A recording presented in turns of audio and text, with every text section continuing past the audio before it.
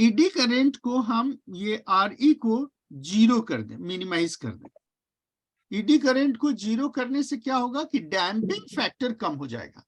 Damping factor कम होने से ये जो पहला केस है डेड बीट जो दे रहा है, इसमें जो मान के चल रहे हैं this B is greater than omega, इसको कम कर देंगे।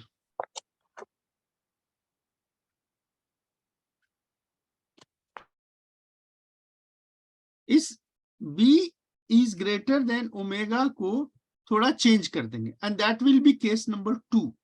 तो let us start the case number 2।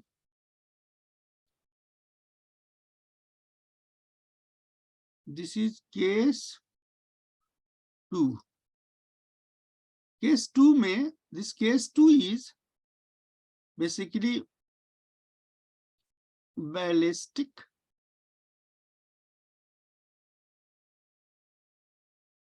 Galvanometer है ना। Case number 2 ballistic galvanometer.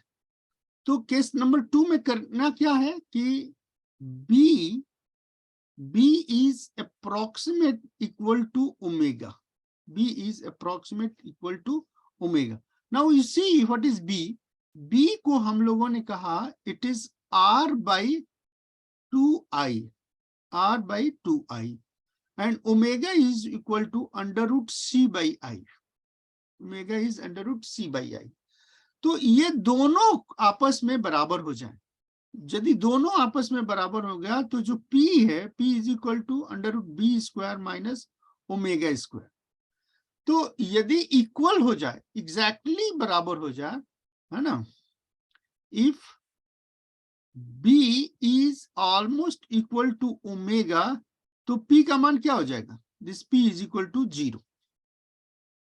This P is equal to 0 because B square minus B square, because B square minus B square is 0।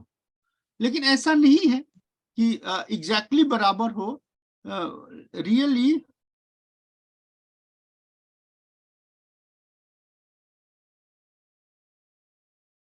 Reality में क्या होता है कि this is slightly different.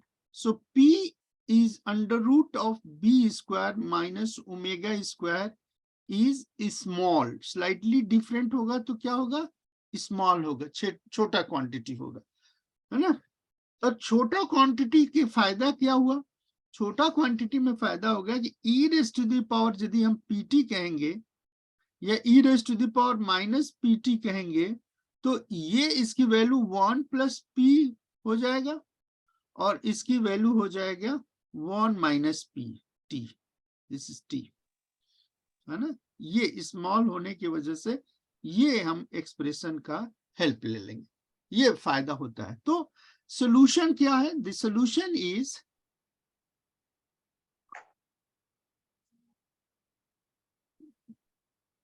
Theta T omega 0 by 2p, omega 0 by 2p e raise to the power minus b plus p t minus omega 0 2p e raise to the power minus b minus p t। ये solution था। इस solution में जो common है उसको बाहर निकाल लेते हैं। What is the common? Omega 0 by 2p e raise to the power minus bt and then bracket में क्या होगा? e raise to the power pt minus e raise to the power minus pt।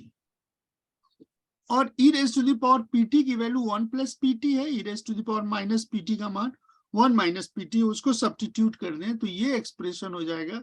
This is omega 0 by 2p e raise to the power minus bt and this is 1 plus pt minus 1 minus pt, ये हो जाएगा।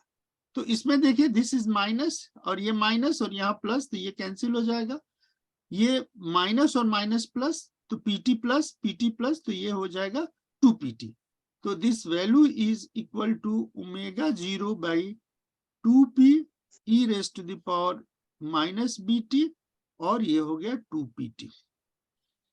अब 2pt में ये 2pt cancel हो गया तो क्या हो जाएगा, this is omega 0 E raise to the power B T into T, ये हो गया थीटा टी की, है ना, दिस इज द मल्टीप्लीकेशन, ये एक्सप्रेशन हो गया। And this expression is we can call it is 4। पहले 3 एक्सप्रेशन को मान लिया जाए सॉल्यूशन में, तो ये एक्सप्रेशन हो गया। तो ये एक्सप्रेशन जो हो गया, ये कहां से आ गया, ये एक्सप्रेशन एक एजम्पशन से आया है। This is your assumption. Assumptions क्यों आया, क्योंकि हमने आर को रिड्यूस किया है, आर को रिड्यूस किया, डैम्पिंग को कम किया। क्या डैम्पिंग को, डैम्पिंग मतलब सर ये एक्यूरेट नहीं है? नहीं, एक्यूरेट नहीं है, एक्यूरेट नहीं है, क्योंकि यहाँ बी और तो ओमेगा इसका प्रूविंग को कंसिडरेशन में लिया जाएगा कि नहीं? नहीं लिया जाएगा, लिया जाएगा नहीं, लिया गया है। उसको, उसका इफेक्ट अभी हम दिखा रहे हैं कि उसका इफेक्ट कैसे आएगा।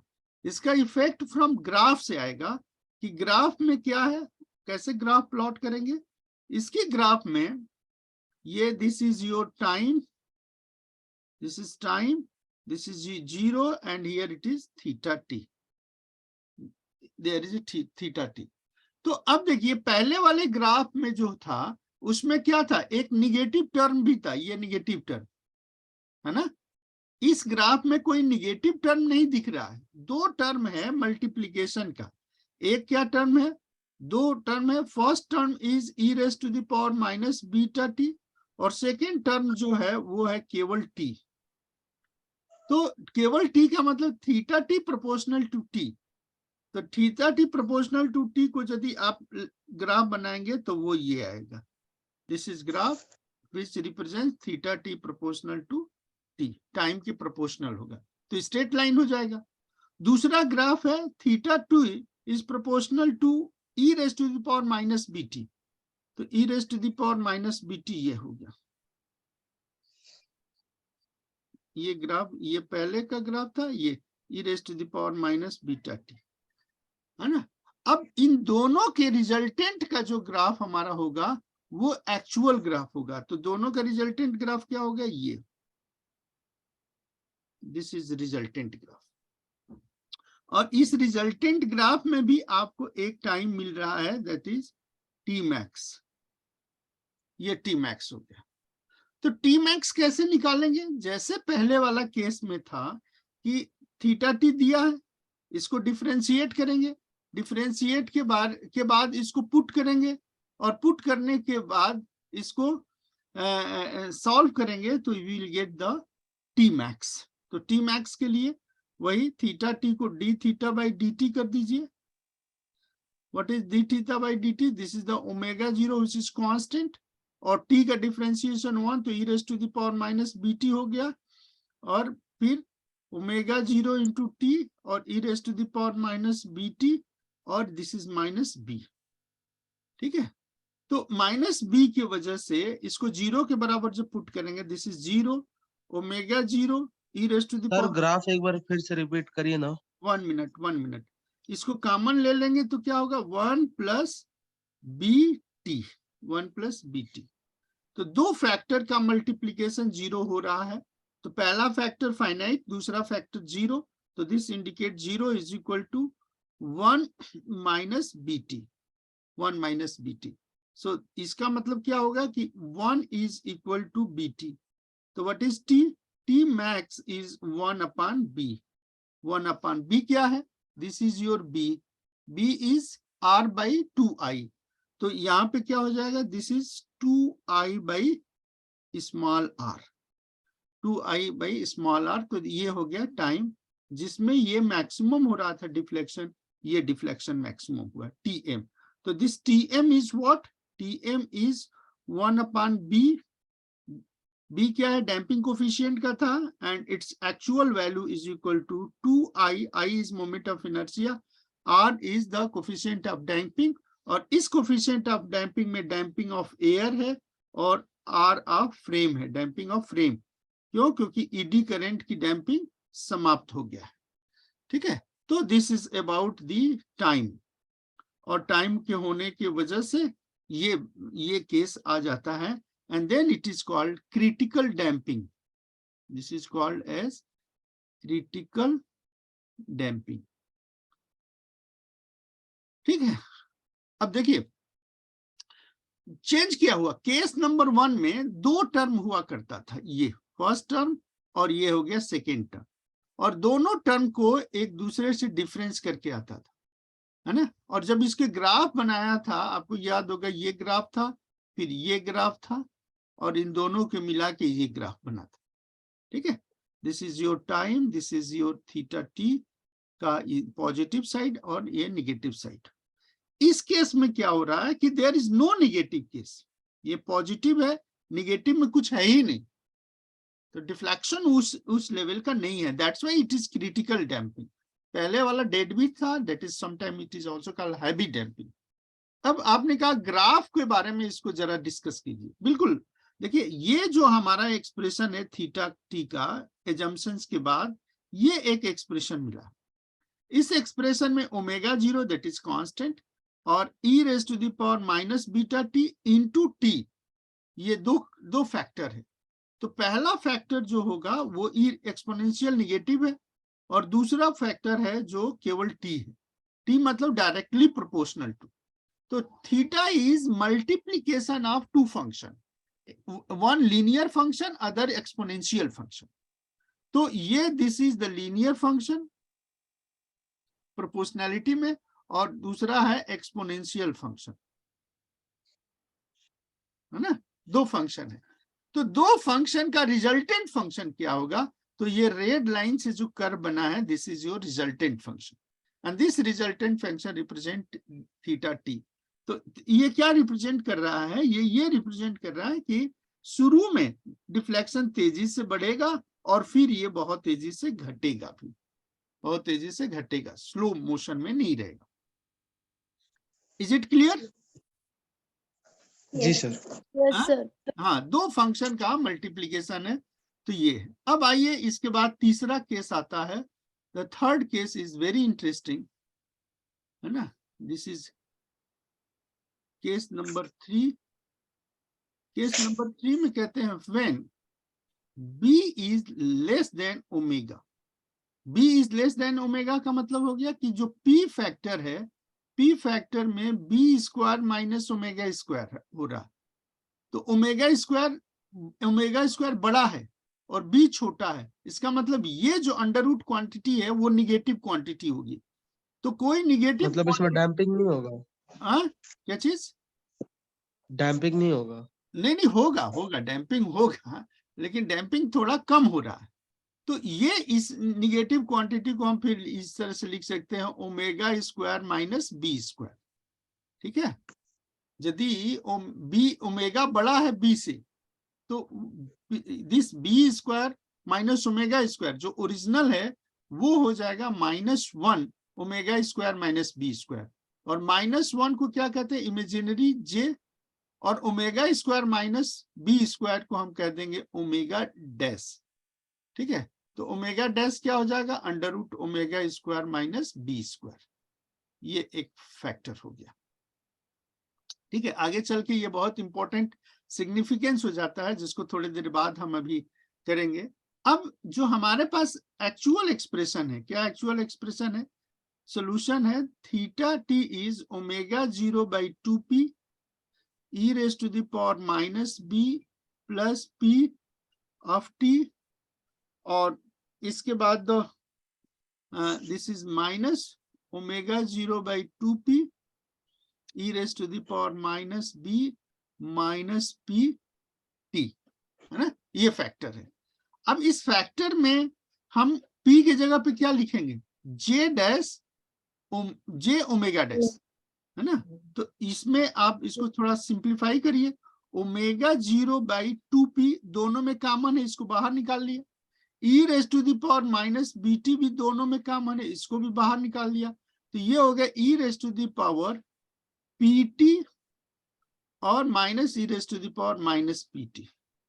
ठीक है, तो इसको हम लिख सकते हैं, we can write here omega 0 by 2p e raised to the power minus bt और E raise to the power क्या हो जाएगा, जे ओमेगा डैश टी, और यहां हो जाएगा E raise to the power minus J omega dash T. ठीक है, तो E raise to the power J omega dash T क्या होगा, this is cos omega dash T plus J sine omega dash T, है ना। और दूसरा क्या होगा, E raise to the power minus J omega dash T, इसकी value हो जाएगी cos omega dash T minus J sine omega dash T. ठीक है, और दोनों को सब्ट्रैक्ट करना है। दोनों को सब्ट्रैक्ट करने का मतलब क्या हो जाएगा, ये कैंसिल हो जाएगा, तो E raise to the power J omega dash T minus E raise to the power minus J omega dash T का मान क्या हो जाएगा, 2j sine omega dash T. Is it clear? ये क्लियर हो रहा है? अब इसकी वैल्यू को रख दीजिए, omega 0 upon 2j omega dash E raise to the power minus B T into bracket में क्या था, 2j sine omega dash T. ठीक है, तो ये 2j यहां से कैंसिल हो जाएगा, तो क्या हो गया, this is omega zero by omega dash into e raise to the power minus B T into sine omega dash t, this is theta T. This is the solution. तीसरे case का ये solution हो गया। अब तीसरे case में दो solution में आप ध्यान से देखिए, दो फंक्शन आ रहा है। एक फंक्शन है, पहला फंक्शन तो वही है जो केस नंबर 2 में आया था कि माइनस बी टी। दूसरा फंक्शन हो गया, वो क्या हो गया, sign omega dash T, sign omega dash T. अब इस दोनों फंक्शन को जरा हम प्लॉट करें तो क्या मिलेगा हमारे पास, ये टी है और ये है theta T, this is theta T, ये टी 0। तो पहला फंक्शन है कि E raise to the power minus B T, मतलब एक्सपोनेंशियली डिक्रीजिंग फंक्शन, ये this function is E raise to the power minus B T, decay function. दूसरा क्या है, साइनोसॉइडल फंक्शन। दूसरा फंक्शन क्या है, साइनोसॉइडल है। तो साइनोसॉइडल फंक्शन में इस तरह के फंक्शन होगा, साइन का कर्व बनेगा,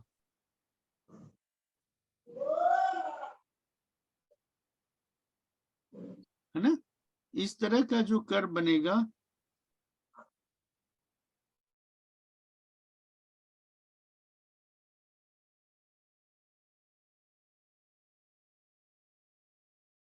दिस इज साइनोसॉइडल फंक्शन। तो रिजल्टेंट फंक्शन क्या होगा, दोनों को सुपर इम्पोज करके जो रिजल्टेंट फंक्शन होगा वो होगा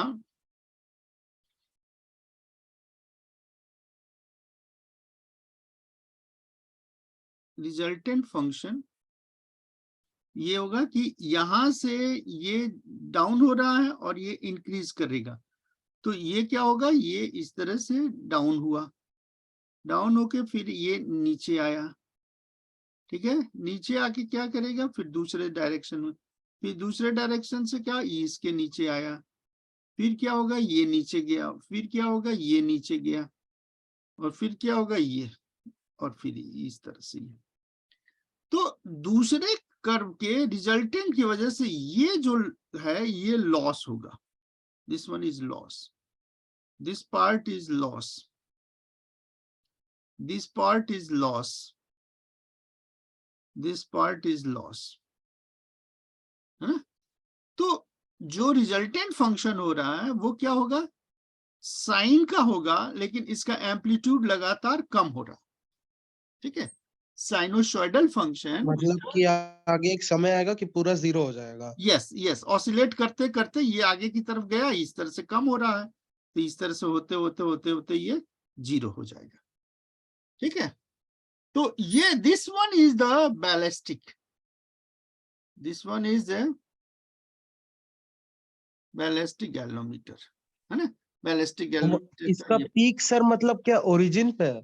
ओरिजिन नहीं है भाई, ओरिजिन तो ये है, ओरिजिन पे तो एक जीरो है, एक मैक्सिमम है, तो ये घट रहा है, हाँ, ये तो बढ़ रहा उसी है, में। तो ये बढ़ेगा, अच्छा। पीक जो है बढ़ेगा। अब ये देखिए कि यहाँ पर ये पीक आ रहा है, पीक जो है हर डायरेक्शन में आ रहा है, ये है ना। तो इसको कहते हैं θ1, इसको कहते हैं θ2, this is θ3, this is θ4, this is θ5, this is θ6। ठीक है, तो ये केस हो गया। यदि इसको हम थोड़ा केवल एक रिजल्टेंट को प्लॉट करें, तो resultant plot is something like this.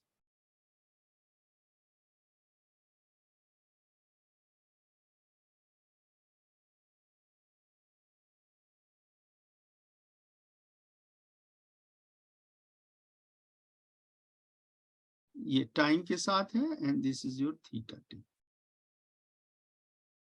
ठीक है, ये रिजल्टेंट आ रहा। तो क्या है कि यदि आप ट्रेस करेंगे तो यू सी कि इस तरह से ये डिक्रीजिंग सेंस देगा, है ना। अब हम और आपको इंटरेस्टिंग बताएं कि यदि हम कंपैरिजन करें,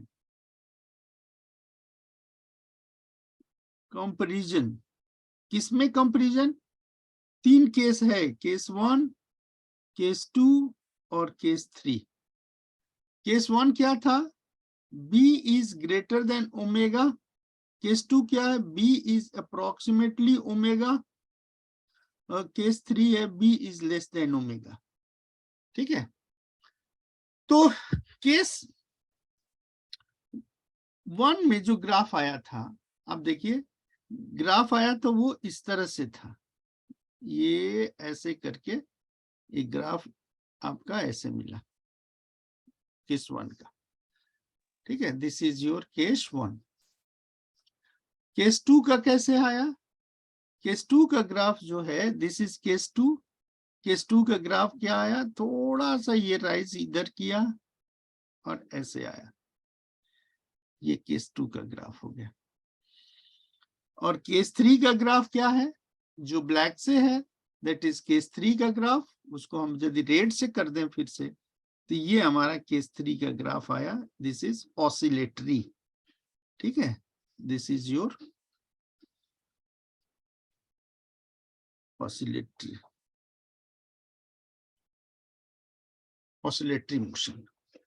तो जो करेंट सेंसिटिविटी में है वो केस नंबर 1 है। दिस इज योर से करेंट सेंसिटिविटी, करेंट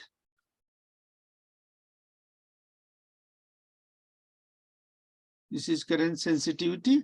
और जो केस नंबर 3 है, इस ये आता है चार्ज सेंसिटिविटी, चार्ज सेंसिटिविटी। ठीक है, इसको हम QS से शॉर्ट में रिप्रेजेंट करते हैं, और करेंट सेंसिटिविटी को हम CS से रिप्रेजेंट करते हैं। This is represented by CS, current sensitivity CS। तो QS और CS में क्या है, हम जब एक्सपेरिमेंट करते हैं, ड्यूरिंग द एक्सपेरिमेंट, तो हम केवल डिफ्लेक्शन मेजर करते हैं यहां पर फर्स्ट केस में करेंट सेंसिटिविटी में, और चार्ज सेंसिटिविटी में क्या करते हैं, वो उसमें ऑसिलेटरी मोशन की बात करते हैं। This one is the oscillatory motion charge sensitivity में। तो ऑसिलेटरी मोशन में जो इंपॉर्टेंट पॉइंट होता है, उसमें हम θ1, ये θ1, θ2, θ3, θ4 और θ5, θ6 ऐसे करके। तो θ1 odd, θ1, θ3, θ5 odd, and θ2 is even direction. तो एक डायरेक्शन और उसके अपोजिट डायरेक्शन में वो ऑसिलेट करता है, और उसको हम फिर नोट करते हैं θ1 और θ11। θ1 और θ11 नोट करके एक बहुत इंपॉर्टेंट पैरामीटर्स हम डिड्यूस करते हैं, and that is called as logarithmic decrement. So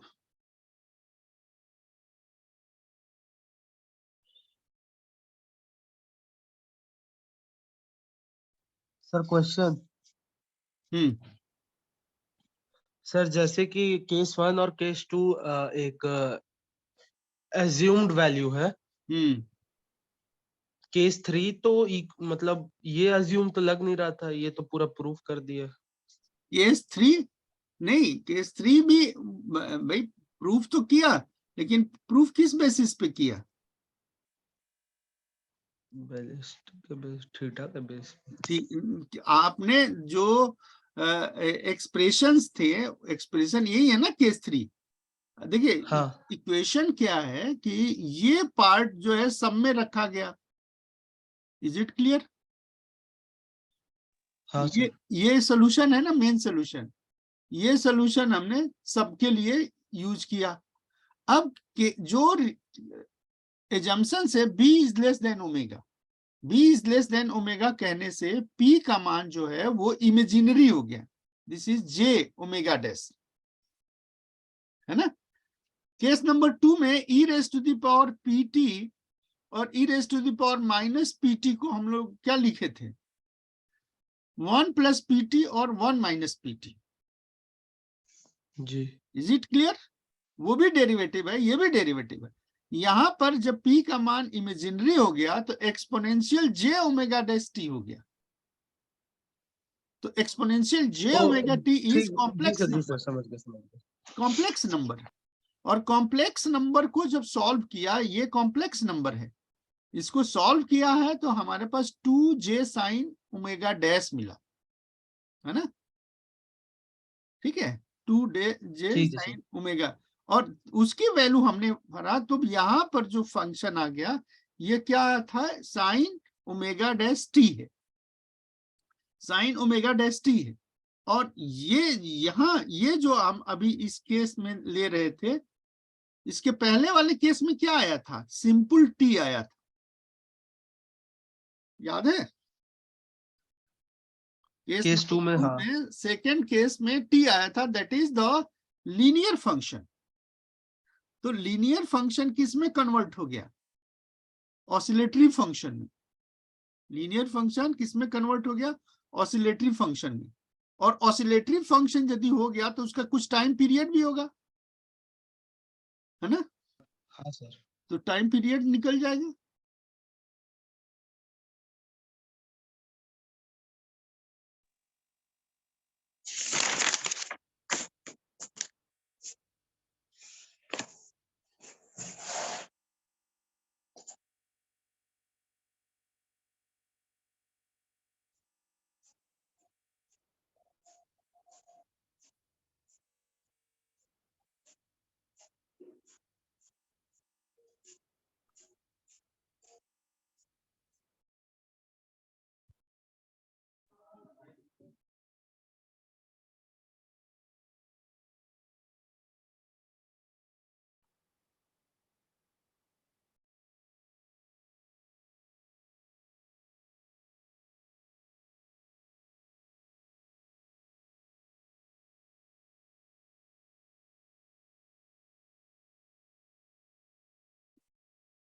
तो जो what we want to, हाँ, logarithmic function.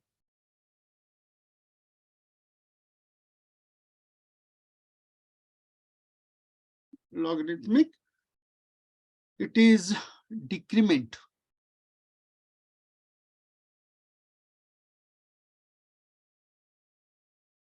Logarithmic decrement is lambda, and में सीधे लिखते हैं lambda is 2.303 upon 10 log base 10 theta 1 upon theta 11, theta 1 upon theta 11, है ना. ये जो theta 1 upon theta 11 आ रहा है, वो कुछ इस तरीके के जो फंक्शन आते हैं कि this one is a case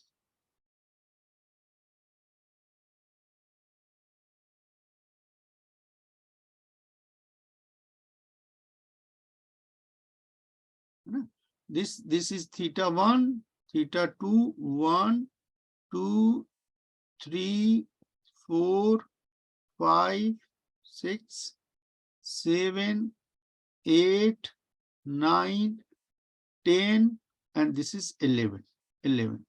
So here this is theta 11, here it is theta 1, here it is theta 2, and here it is theta 10. तो theta 1 और theta 11.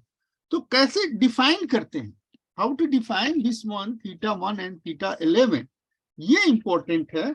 और इसको डिफाइन करने के लिए जो टाइम पीरियड हमने कहा omega dash is equal to omega minus b, omega square minus B square. तो ये होगा omega dash square is equal to omega square minus B square. तो इसको लिख सकते हैं omega dash square plus b square is equal to omega square. मतलब ये क्या हो गया, एक राइट एंगल ट्रायंगल हो गया। This is omega square, this is omega dash and here it is B, here it is B. तो जो इसके जो थीटा है, theta of T is equal to omega 0 E raise to the power minus B T into sine omega dash T. अब इसको differentiate करिए D theta by D T. तो this is omega 0 constant, this is minus B T का minus b sine omega dash T plus e raise to the power omega 0 E raise to the power minus B t, और sine क्या क्या होगा cos omega dash t into omega. तो common क्या होगा, omega 0 E raise to the power B t common ले लेंगे, ये होगा minus b sine omega dash T plus omega dash cos omega dash t, ये फंक्शन हो जाएगा। ठीक है, तो इसको हाँ बोलिए बोलिए बोलिए। Sir theta t equal to omega 0 upon omega dash भी तो था। वो तो कैंसिल हो गया था, तो कैंसिल हो गया था, है ना, वो कैंसिल हो गया। और दिस इज यहां से जब सॉल्व करेंगे ना, ये थीटा का मान, बी का मान क्या हो जाएगा, this is b is equal to cos omega dash theta omega, ये दिस इज ओमेगा 0 समथिंग। हाँ, और ओमेगा डैश इज ज्यादा या कम नहीं ले सकते, एग्जैक्ट थीटा 11 ही लेना है। नहीं कम भी ले सकते हैं, थीटा 9 भी ले सकते हैं, वही तो मैं जनरल टर्म भी निकालने की कोशिश कर रहा हूं। तो इसको इसकी वैल्यू को सब्स्टिट्यूट कर दिया जाए तो ये हो जाएगा omega 0 dash e raise to the power B t, और this gives the another expression that is sin omega dash t minus phi. This is your phi. Phi is the phase change कितना हो जाएगा, और phase change होने